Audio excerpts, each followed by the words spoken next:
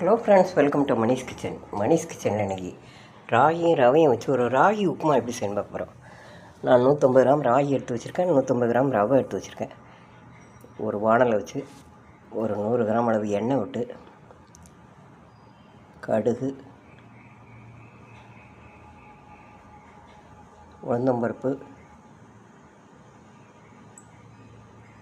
கடலைப்பருப்பு, ஜீரகம்,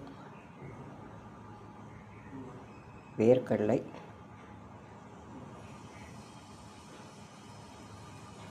கருவேப்பிலை, முந்திரி இருந்தால் போட்டுக்கலாம். ஒரே ஒரு காஞ்ச மிளகாய் போட்டு கடுகு நல்லா பொரிஞ்சிச்சு. சின்ன வெங்காயம் ஒரு 20 சின்ன வெங்காயத்தை கட் பண்ணி வச்சுருக்கேன். 5-6 பச்சை மிளகாய் கட் பண்ணி வச்சுருக்கேன். ஒரு கேரட் கட் பண்ணி வச்சுருக்கேன். ஒரு தக்காளியை கட் பண்ணி வச்சுருக்கேன். எல்லாத்தையும் போட்டு நல்லா வதக்கணும். கண்ணாடி பதத்தில் வரங்கன்னு எடுத்து வச்சுருக்க ரவையை போட்டு ஒரு சின்ன துண்டு காளிஞ்சி சைஸுக்கு இஞ்சியும் கட் பண்ணி வச்சுருக்கேன். அதையும் போட்டு வதக்கிட்டு ரவையும் அந்த வெங்காயத்தோடு வதக்கி ராகி மாவையும் வெங்காயத்தோடு வதக்கிட்டு நல்லா வதக்கிட்டு